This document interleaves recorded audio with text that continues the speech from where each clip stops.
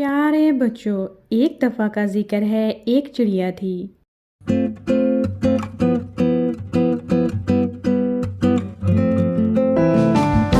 وہ خوراک کی تلاش میں کافی دیر سے اڑ رہی تھی۔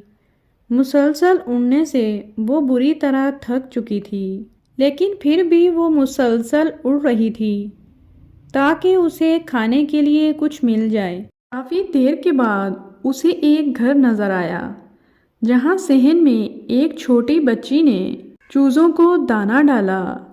چوزے ایک ایک دانہ چک چک کر کھا رہے تھے۔ یہ دیکھ کر ننھی چڑیا کے منہ میں پانی آ گیا اور وہ بچی کے وہاں سے جانے کا انتظار کرنے لگی۔ بچی کے جاتے ہی چڑیا زمین پر آ گئی۔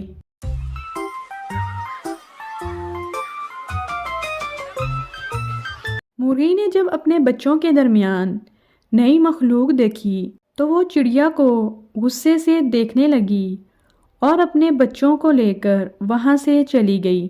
اسی لمحے وہاں ایک بلی نمودار ہوئی۔ چڑیا بلی کو دیکھ کر بہت ڈر گئی۔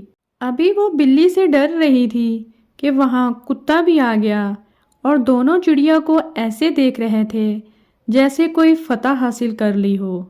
ننھی چڑیا دونوں کے ارادوں کو بھانپ چکی تھی۔ اس سے پہلے کہ کتا اور بلی چڑیا کی طرف بڑھتے، چڑیا فوراً اڑی اور جا کر درخت پر بیٹھ گئی۔ چڑیا درخت پر بیٹھی ان دونوں کے جانے کا انتظار کرنے لگی تاکہ وہ وہاں سے جائیں اور وہ دانے کھا سکے، لیکن کافی دیر کے بعد بھی وہ وہاں سے نہ گئے۔ چڑیا بہت مایوس اور پریشان ہو گئی۔ کافی دیر گزرنے کے بعد وہاں وہی چھوٹی بچی آ گئی اور وہ اپنے پالتو کتے اور بلی کے پاس بیٹھ گئی اور ان کے ساتھ کھیلنے لگی۔ چڑیا درخت پر بیٹھی یہ سب دیکھ رہی تھی۔ اچانک بچی کی نظر چڑیا پر پڑ گئی۔ اس نے دیکھا کہ چڑیا بہت پریشان لگ رہی ہے۔ بچی نے چڑیا سے پوچھا، کیا ہوا؟ تم اتنی پریشان کیوں ہو؟ چڑیا نے جواب دیا کہ مجھے بہت بھوک لگی ہوئی تھی اور میں یہ دانے کھانا چاہتی تھی، لیکن اچانک وہاں کتا اور بلی آ گئے اور میں ان سے ڈر کر یہاں درخت پر بیٹھ گئی۔